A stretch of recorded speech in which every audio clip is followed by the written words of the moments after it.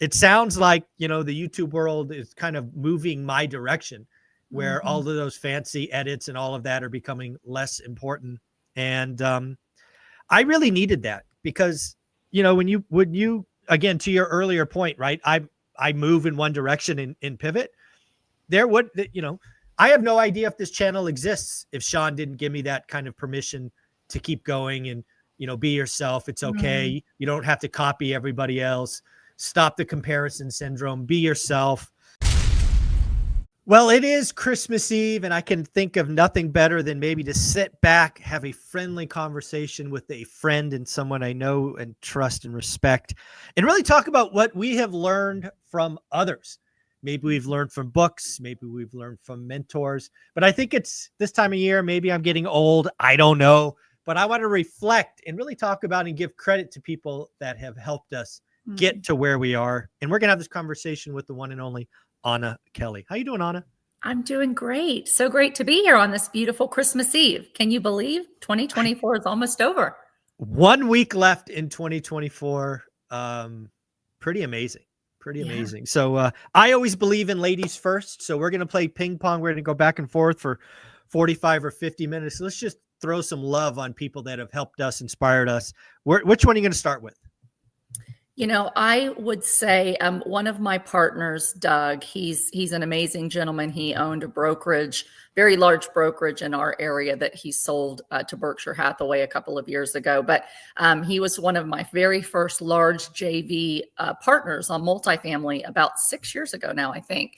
And, he was really instrumental for me. And even though I have a background, documenting everything at AIG and contracts and all of that, really pushed on me. When you're starting a partnership, you've also got to plan the divorce at the same time. And so we want to document everything we can imagine that could go wrong, could change our lives, deaths, divorces, bankruptcy, all those kind of things, and document and talk about with your partners before you partner up.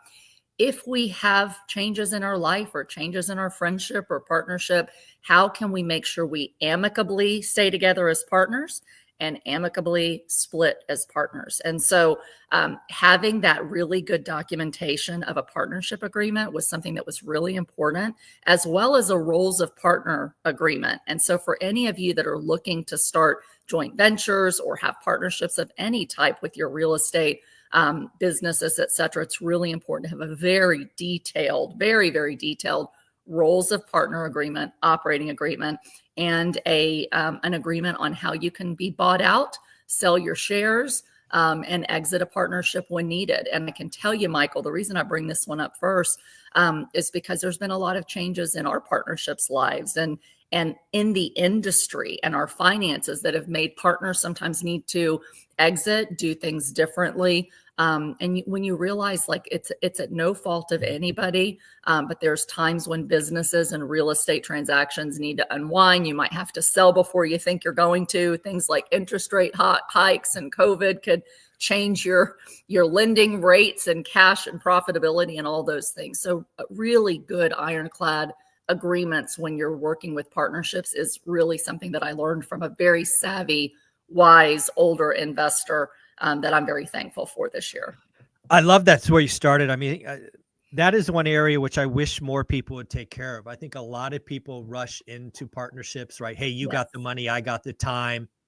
And they don't talk about how to unwind this thing, right? Yeah. And, a lot of people kind of refer to it as a prenup. Why are you going into a marriage, a partnership, thinking about divorce? And that's not what it is. It's just, how do we protect ourselves and, frankly, protect you as the other side? Because life happens. Yeah. And I love that one. I'm actually going to start with what I learned from you. Throw some love your way. There are so many things that I've learned from you, but we had a discussion. I want to say this one was 3 years ago, right after you retired. It might've been 4 years ago. And you were like, we were riffing for a while and I asked you what was your best financial move. And you've done so many amazing things, but you really quickly went to what most people would consider sacrilegious. You took a meaningful step backwards in your life, in your family's life. You had the big house in Texas, and you knew that in order to get where you wanted to go, you had to reset, you had to recalibrate, you had to build a stronger foundation. So you did the crazy thing of moving in with in-laws and ultimately moving into a 2-story fourplex in Pennsylvania, Yes. and with 2 babies, as I recall. Yes. And I don't think it's unreasonable to say if you don't make that courageous choice, you're not where you are today. I mean, you would have just been stuck and probably hurt pretty bad in what became the GFC. So I wish more people would realize sometimes you're going down a path of life, which you think is, go to school, get a good job, make a lot of money, buy the nice house. And you're like, oh, I got to stop. This ultimately becomes the hard road. I want to go to that other road over there. Yeah. And you got to go backwards. So I'm always amazed that you had the wisdom and strength and fortitude to go backwards. I don't think a lot of people have that. And that's one of the reasons you're so successful. So that's my number one. Oh, thank you so much for that. I think that is still probably my best advice to everyone is you have to learn to live below your means. And for a lot of people, that's a big step back. 70% of Americans live check to check. And that's even people making $250 a year plus, which tells us that we're living well above our means and we wonder why we can't get ahead, and so when the vast majority are doing it, you have to do something different. And I'm so thankful to think back to those years. That baby that was 3 is now 21. So it's been a long time. It seems just a blip, in life, but to go from 0 net worth to starting the business, 700,000 negative net worth. Negative net worth. Yeah. 8-figure comfortable net worth. And, not that long of a period of time could never have happened if I had stayed in my W-2 with my husband and his W-2 and living, right at our means. So I'm so thankful for that. So this is off the cuff because I didn't know we were going to talk about this today, but something that I learned from you and I've thought a lot about is I've been the kind of person, and this may be my perception, and if it's not right, you can correct me, but I've always been a planner. So I'm like, I got to have the vision, and then I make the plan. And then if I can't figure it out, I don't do it until I've got a pretty good plan, to move forward. And one thing that I noticed with One Rental at a Time that you did, and I'm sorry, I'm having to plug in my computer that I thought was plugged in, is, you iteratively built one rental at a time.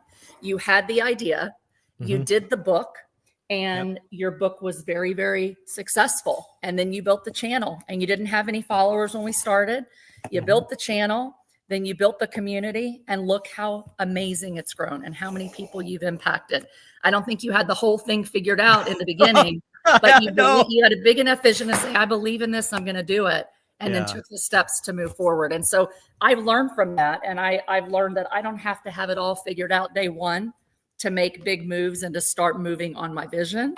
And that helped me after our first conversations to really start building businesses before I felt like I was really ready to do it. The coaching business, the mastermind, all the multifamily syndications, et cetera. So that's something that you helped me think through. Like, I don't have to have it all figured out. I can iterate as I go and shift and, pivot as my life changes. And that was really freeing for me to not have to have it all figured out with a plan and then disciplined action. So that's amazing. I that makes me feel all warm and tingly because that's an amazing thing to hear. And you're absolutely right. I mean, I had a North Star. And that North Star was I wanted to create something that outlived me by 50 years. That's what I've been working on every day. It's my same North Star as, whenever I started February of 2018. So 6 years, almost 7 years now. Wow. It's the same North Star. It hasn't changed. And I just believe in doing good work and, finding our way. And I've never been a planner. I'm always a doer. In fact, one of my weaknesses is I don't really have that big grand goal that everybody talks about. Yeah. I'm just focused on like the next step, maybe the next step after that. And I never get there in a straight line, but I eventually get there. So that was so nice to hear. I might have to clip that up and put it as my ringtone or something. Oh, I'd be happy to. It's really interesting, Michael, because we're always pushed. There's a balance of wisdom that we get from other people. Like that's what this episode is about, right? That can help us to think differently, which is really, really good. But no matter where we start and what our personality and what drives us, we can all succeed doing it the way that we think to do it if we're disciplined enough to keep taking action to make things better than they were the day before. But then yet when we take that wisdom from other people, we can do it so much faster, if we are willing to listen, but not listen to everybody that thinks just like we do. Mm-hmm. And so I think maybe that would be a third thing, listen to opposing voices that stretch you, that you might totally disagree with. But that's where, there's a proverb, I think it's in the Proverbs in the Bible, it says there is wisdom and protection in a multitude of counselors, right? So we need lots of people pouring into us and not try to just figure it all out on our own, feel very lonely out on an island, but to say, hey, let's take a totally opposite approach. And can I get a little uncomfortable and just try it a little bit and see if it yields results? And I think for me, I was really much a lone ranger in a lot of things, just trying to do the best I can. And I had some success, in my career and in real estate, but it wasn't till I really said, I have no idea what's left to do during the GFC that I started reaching out and trying to pick the brains of other people doing it differently, challenging me, like seller financing. Mm-hmm. Here's another one. The first person that told me I don't use banks for anything, I use seller financing. I thought that's never going to work. Who in the world would sell me a property and finance me when every bank is saying no? During the GFC, despite me having a banking background, being a private banker, having an 800 plus credit score, banks said no. So I didn't believe it was possible to buy real estate with no money. And it wasn't until I tried it and said, what do I have to lose? I'm going to prove these jokers wrong. And guess what? They proved me wrong. I bought my first seller finance deal during the GFC. That person told his friend, I bought a property from him.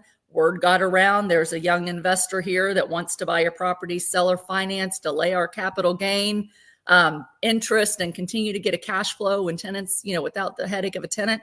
That changed my life. So that investor who told me about seller financing, he's a millionaire investor in my area, and I'm so thankful that I listened to his wisdom. And it really was another one of those aha things for me that changed the trajectory of what I was able to accomplish, even when the bank said no. Yeah, I love that. I'm going to give some love to Coach Carson, right? Small and mighty investor, huge and bigger pockets world, comes on the channel once a week. He said something at my event in Vegas last year. Basically, the concept is know what enough is, right? We live in a world, certainly in social media, where the goalposts keep moving. Yes. And something I always felt but couldn't put into words until I heard Coach Carson talk about it was just knowing what's enough for you and being comfortable with that. Don't be distracted. Don't change the goalpost. And just having him enlighten that and give me permission to say, hey, you won the game, stop playing, was so freeing. And again, that doesn't mean you don't start playing the game again if you want to, but you don't have to keep climbing the mountain. So I want to show all the love and respect to Coach Carson. Wonderful book, Small and Mighty Investor. It is freeing to know what enough is for you, right? You don't have to become a billionaire or 9 figures or thousands of units. You don't have to. If you want to, go, but you don't have to. So I just want to show love for Coach for putting in words what I had been struggling with. So that was pretty powerful for me.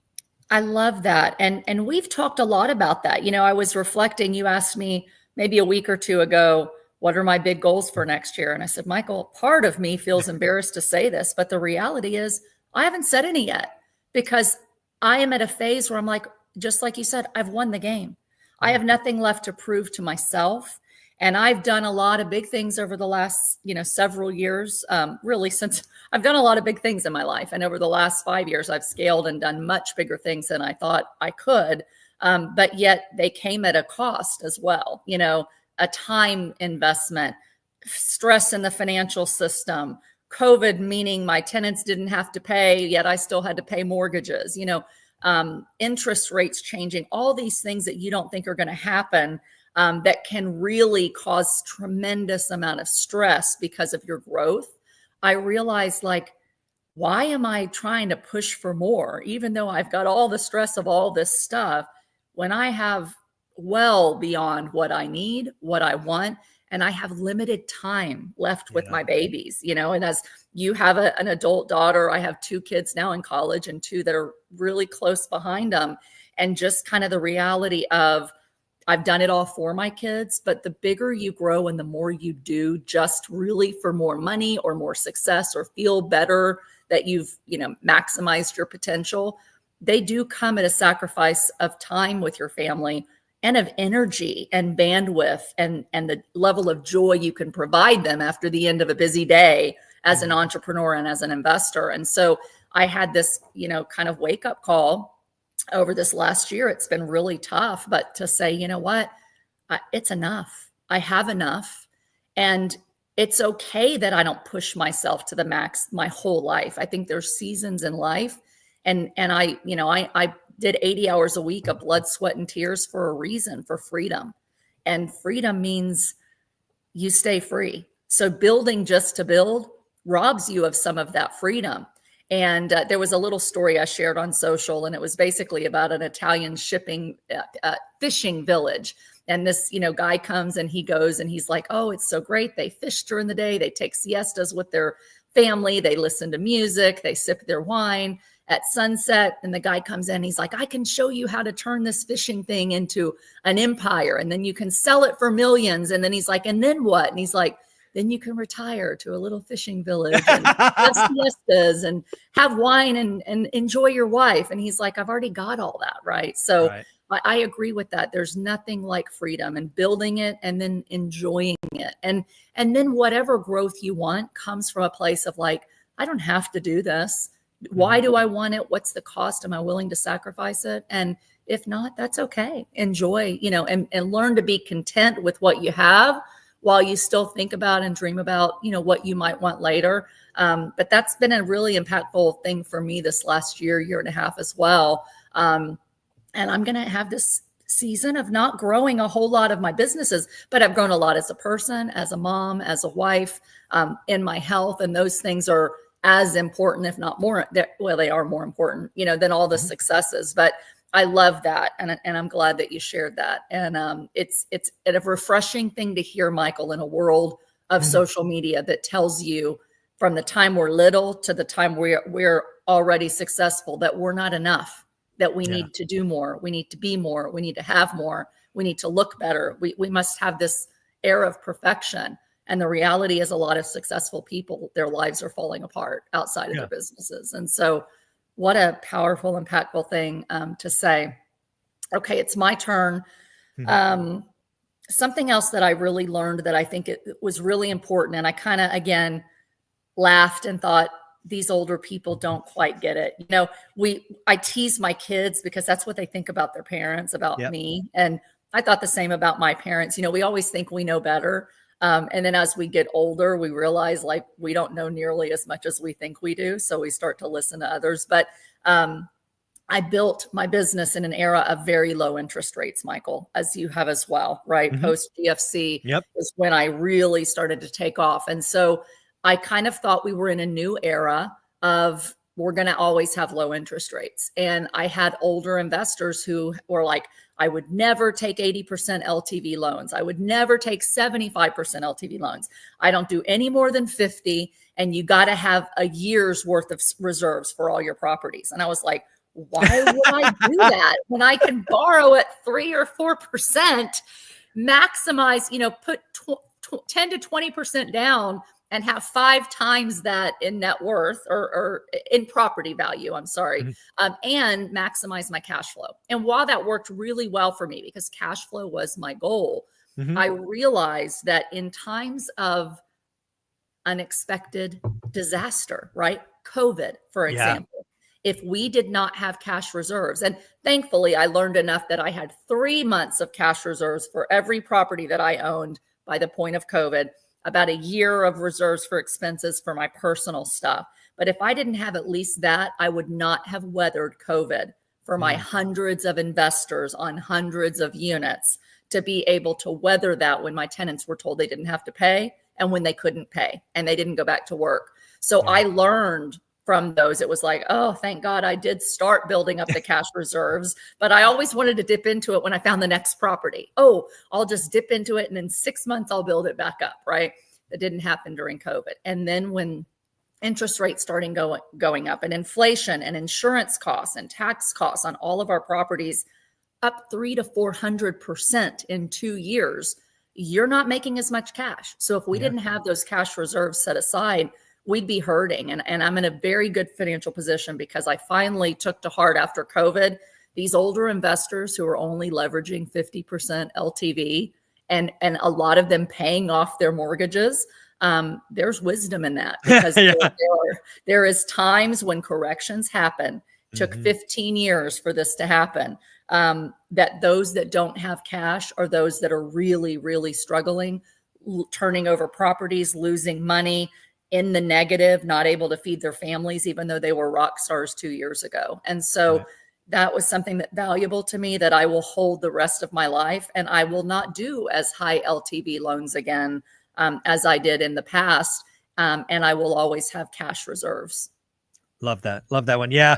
I remember talking to, early in my career, talking about, getting longest term you can, get fixed rate. And this was a time when rates were really low. I remember thinking, wow, different era.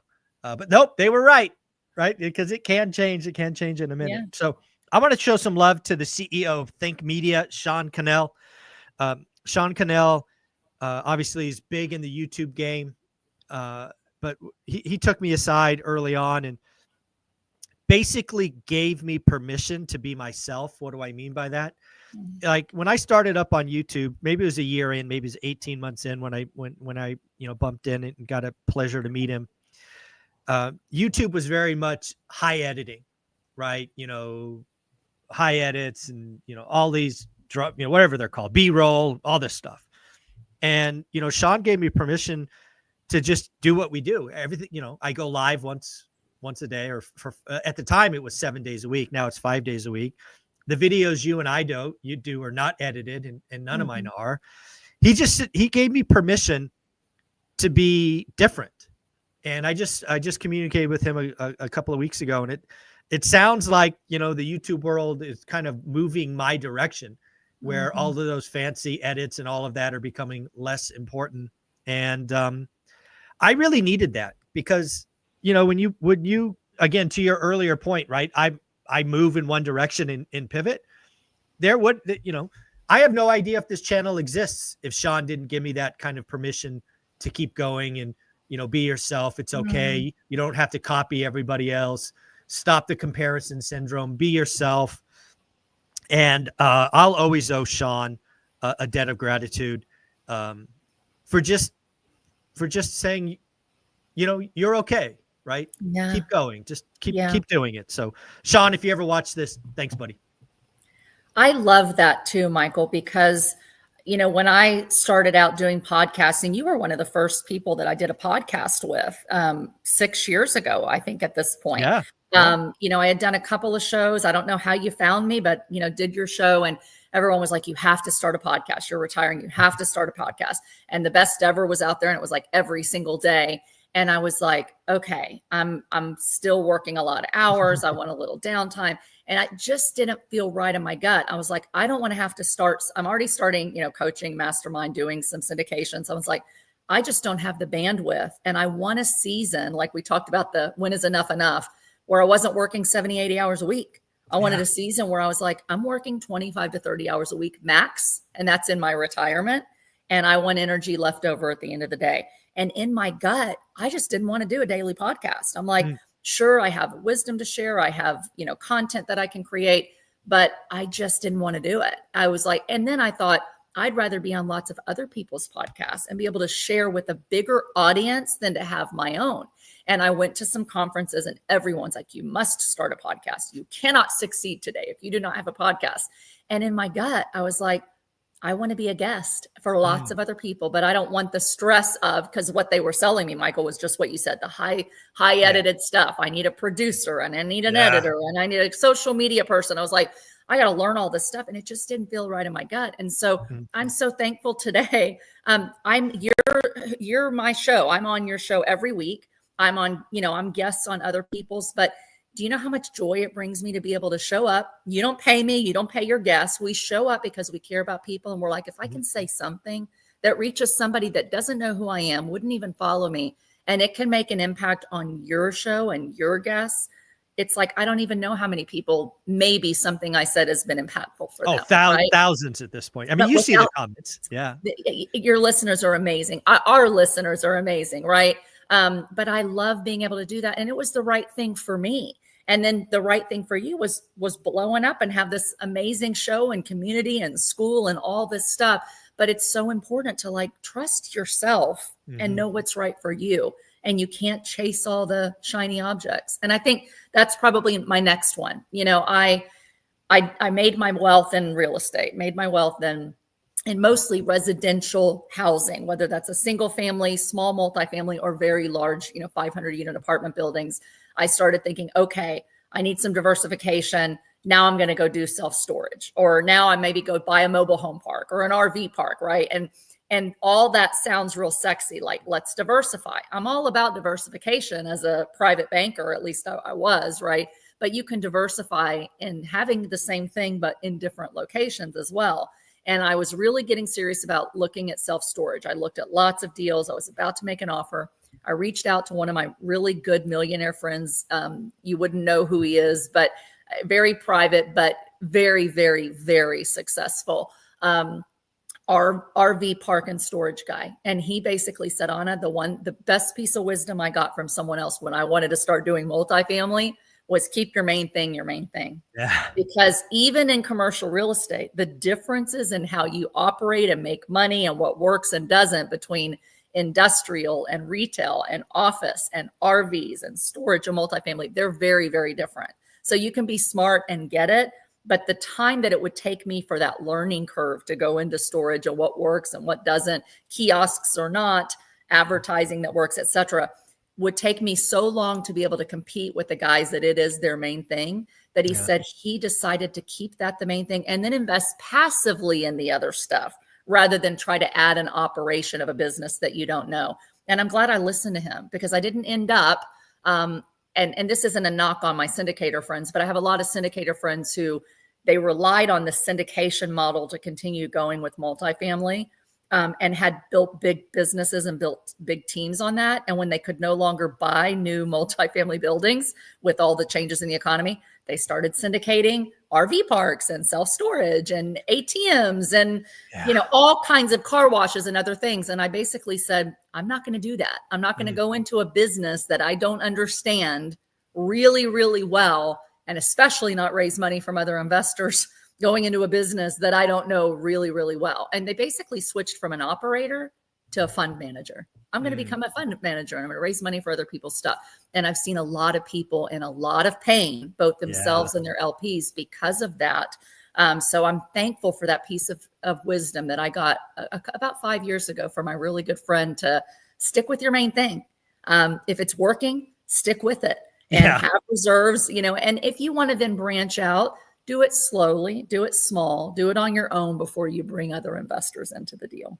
Yeah, I love that. I'm going to give some love to Jonathan Twombly. Jonathan Twombly. Yeah, he's awesome. So one of the things I love about Jonathan really early on is, he left his corporate lawyer gig, started doing deals, became, reasonably successful in the space, saw froth building in the market and sold out, and was essentially flat, meaning he had no properties for years. And, he and I were talking right when he was selling, because again, we've been doing this for 6 years. And for the first couple of years, it was like, it looked like a bad idea because values, because of COVID, went up another $1 million. But now, he looks like a genius. One of the things you have to be as a GP is you've got to be respectful of LP money. And sometimes that means sell, and more frankly, don't buy, right? Be a conservative buyer. One of the things that I love about Jonathan is he didn't force a deal the last 2 years. Right. And I think there's a lot of GPs, to your earlier point, force deals, went into new markets, and the amount of pain coming, it frankly is just started, right? When you talk about losses.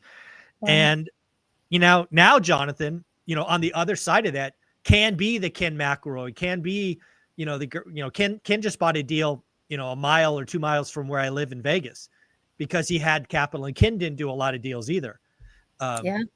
But I just want to show Jonathan that it took courage. It took a backbone to not force deals. Cause again, I'm sure, cause I can just imagine, right? Jonathan's got this track record. He's made lots of people lots of money, and then he's not doing deals. And all these brand new syndicators are coming in with bridge debt and IO, and maybe they're even getting in and out of a deal and posting a crazy IRR because they got lucky. And then the music stopped. Yeah. And, I don't think Jonathan gets enough credit for not doing deals, but now getting ready to do deals, if that makes sense, right? And absolutely. Yeah. And I will just echo that. I know Jonathan, I've been on his show. We've had a couple of discussions about this, and we both were coming at this. When I found him, I was like, finally, another guy that's conservative like me. Yeah. I've been told by many, many people that I've turned down partnering with them or investing with them. You're too conservative, Anna. And the reality is I built an 8-figure net worth being fairly conservative. There's nothing wrong with that. I was aggressive enough that I ran in during 2009, but I still viewed that as conservative because the alternative was invest in the stock market, which is tanked, rely on my corporate career, which was tanked, when what was working fundamentally and has for hundreds of years is real estate tends to over time go up in value and people need a place to live. So my conservative thought was people are still paying rent. They need a good place to live, but I'm going to be conservative enough only to buy and invest in areas with lots of jobs, low crime, low taxes, very good schools. And if I had that, that was conservative to me, right? But beyond that, just in terms of being aggressive, I made a decision, not because of anything anyone told me, but because of what I saw during 2008 and following, not to do any variable rate debt.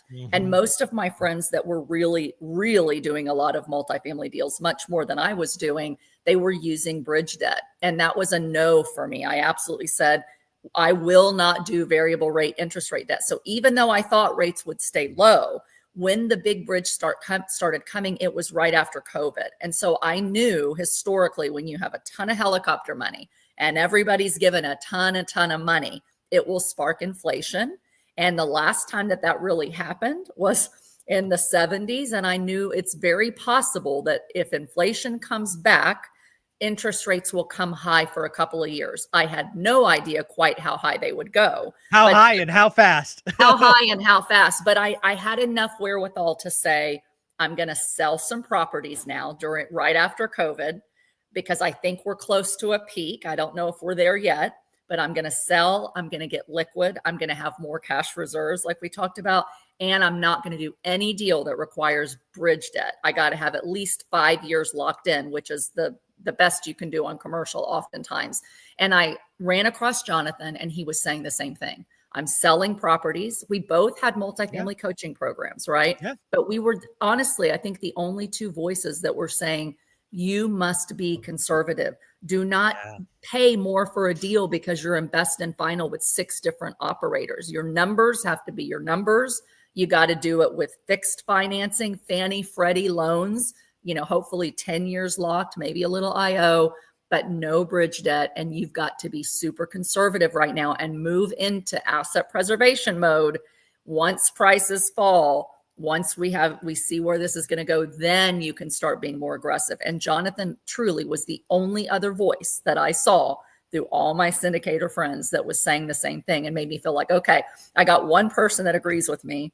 All the rest disagree. They've made a lot of money, but now they're also losing a lot of money. And so a similar thing someone told me, and I don't remember who said it, but it was sometimes the best deals are the ones that you don't do, right? You never force a deal. And so Jonathan essentially was saying the same thing, that if I can't make this work conservatively in debt that I'm not going to have to quickly, refinance and all that, then I shouldn't make it done. And little did either of us know how important that was, in addition to what happened with interest rates. But when insurance and taxes have gone up 300 or 400% in a couple of years, if you weren't super, super conservative in your underwriting for the deals that you did do, you absolutely are dying today.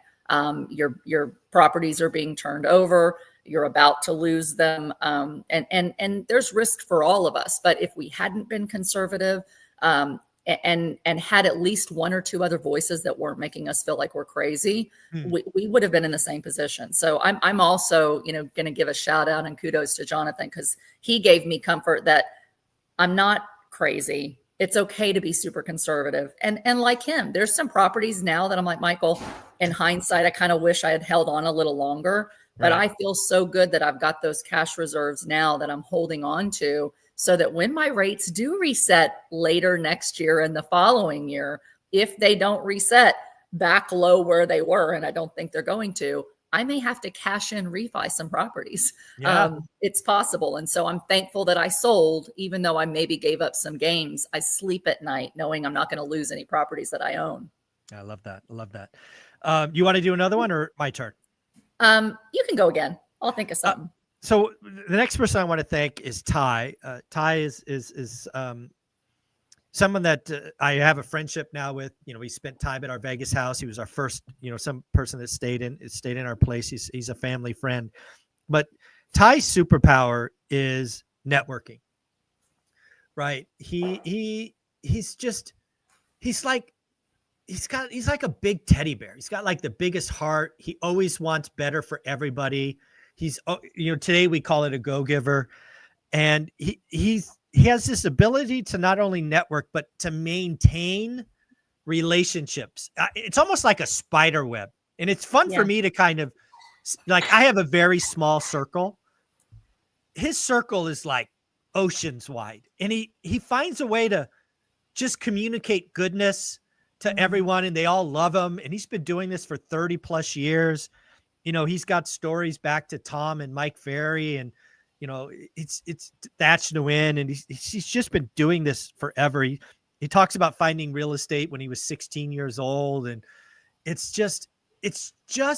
is so heartwarming for me to understand that good guys can do great things, right? Yeah. Sometimes you feel like you have to be, it's all me, and, like, be damn everybody else. Ty is an example of someone who doesn't have that inkling in his body. I think he wants more for others than he wants for himself, and he has no hard feeling, no qualms. It's just like, that's awesome. I'll get mine, but you go get yours. And it's just comforting to know that good guys win. And if Ty ever sees that, thank you, buddy. I love that. And something along that line, someone had said to me, my friend Steve Lloyd, never do a good deal with the bad guy. Yeah. And I knew that. It resonated with me because I've always been all about, like, God sees, right? There's another saying, your sins always find you out, right? And so it's like integrity and doing things honestly, and that, God knows and God sees, and doing the right thing has always been super important to me. And when I started getting into real estate, I think I've shared the story once before. I got suckered in by a coach who turned out to be a fraud. And, she claimed you could buy all these big multifamily deals with none of your own money, and she'd help you get into them. And I hired her as a coach and found out she was a fraud. And she really destroyed my faith in other people for a while. Like, I started questioning my discernment. How could I have, been snowed over by her? I mean, she was good. She was a good manipulator. But she ended up in prison. And I thank God that I saw something that she did. She lied to 2 investors about something. And I was like, And I confronted her about it, because I was about to leave AIG and go to work for her. And I was like, I got to confront her about this. I got to know if she has integrity. And when I did, man, she turned on me, and it was like, oh. So I thanked God, like, okay, I was able to see that little thing and say, if she's going to lie to them in the little things, then she's going to lie to others in bigger things. And I don't want to be aligned with that. And so when I heard my friend Steve Lloyd say, never do a good deal with the bad guy, it just was that good reminder that lots of people, when you're in real estate, want to partner with you. And to your point, they want to do it early on when you don't really know them that well, and so that's why those documents are so important. But I learned to be really, really patient and not to feel bad, like I'm going to have FOMO and I'm going to miss out on this opportunity with this great other person if I don't partner with them. And I just had this feeling like, I don't know them well enough yet. I need to see their integrity. Are they really a good guy? Or is it all just social media fluff? And I can tell you, Michael, in a world, part of why I do this show with you is because I know you have integrity, right? We're telling people to do things the right way. But in this real estate world and any investment world, there are a lot of shysters out there. There are a lot of people that look great on social media. They're still raising money for big deals, and yet they're turning over properties and losing all their investors' money with no qualms about it and continuing to go. So I think we have to be really patient to not have FOMO and rush into relationships and business deals and investments with people we think are good guys. We need to watch, and we need to check them out. We need to check their integrity. And then if we see a little thing, if you're not faithful for the little things, you're not going to be faithful with the big things. And so I think that's really, really important. And for my shout out, it's along these same lines. I haven't used a lot of people's names because I know they're kind of like behind the scenes anonymous. We can do first names. First names are good. Well, I'll shout out to Victor Menashe. So he has a radio show called the Real Estate Espresso. It's like a quick podcast. He's Canadian, and he also invests in this area. And I met him in the Lancaster, Pennsylvania area, but we've been at the Real Estate Guys together. I've been on his podcast. He's a really wise investor, a wise guy, right? A wise investor. And he came and spoke at an event in Lancaster, Pennsylvania. And he was talking about, he's doing a lot of new development. So they were, doing new development deals in Philadelphia. And he said something that as a woman really resonated with me, probably more than it even did himself. But he said, when you're doing a partnership or a deal, it has to fit like a perfect pair of shoes, and he was like, if I'm wearing a dress shoe and my partner's wearing a tennis shoe and I got to walk a little slower and the partner wants to walk a little faster, it's going to be really uncomfortable. And so, when you're entering a partnership or doing a deal, you got to ask yourself, is it really a good fit? Is it fit like a perfect pair of shoes? And in my mind, I'm thinking, okay, a stiletto heel that I like to wear versus someone in a tennis shoe, right? I'm going to walk a little slower. I'm going to, care about how I look in the process. And if I'm trying to partner with a guy that's like full steam ahead, not looking at risk, running, first without having a little bit of a plan, I said, I'm like a planner and conservative. Like if we're not on the same page on how we view deals or what we believe about risk, what markets we should invest in, what returns are good or bad, how much time we think we need to both be committed to the investment. When maybe family for me, I need to spend less time in my businesses, where if he's a single guy, he's going to be like, I'm working 100 hours a week. Why are you dragging your feet? So I had this picture in my mind of a stiletto heel. And every time there's a partner that comes in, I've actually done some webinars and talks about this, is when you're entering partnerships or you're looking at a deal to invest in actively or passively, you need to say, what are my personal goals? What are my goals with my time? What are my values? What are my risk tolerance? What kind of money and time am I willing to lose to go into something? And if it's not a perfect pair of shoes, like if your goal is cash flow and it's a value add deal that might pay you in 3 years, that's not a good, perfect pair of shoes, right? You shouldn't invest in it just because it has tax benefits, right? Or if it's a partnership, you need to really evaluate every deal you do and every partnership opportunity, every business opportunity, and say, what are my goals in every area of my life? And is this deal or partnership going to fit like a perfect pair of shoes that's comfortable? We're on the same page. We have the same goals. Or is it going to blow up and destroy us in some way? Love that. Love that. I'm going to give some love to Casey, Brick by Brick Wealth. Yeah. I love Casey. And again, it's kind of her origin story, right? She's a mom. I think at the time she had 2 kids, now 3. And she always wanted to get involved in real estate investing. Her husband at the time made enough money to pay the bills, but they weren't able to save. So Casey took the bull by the horns and said, what can I do to produce, today we call it a side hustle. I don't know if that was called when she did it, but she's like, I can do these little arts and crafts things and put people's names on different things. And ultimately she created an Etsy store that over time became her seed capital for her first down payment. And again, it just goes back to the ideas, like, how bad do you want it? Yeah. Right. How bad do you want it? She was a stay-at-home mom. She didn't have the ability to go get a job and all these other things. And she just found a way to make it work. And, I just believe in extreme ownership, right? your situation is your situation. If you own it, you have the power. But if you blame others, there's no power there, right? Yeah. Own your circumstances, stare at it, ask yourself some hard questions, get uncomfortable, and shout out to her for building a 7-figure net worth, with the seeds being an Etsy store of all things. Yeah. It's so encouraging to see that. So shout out, Casey. I love that. Yeah. Casey and I had an opportunity to do a couple shows together when you were out traveling on vacation. Really enjoyed our talks together. We'll have to do that again next time. Yeah. Next time you're out.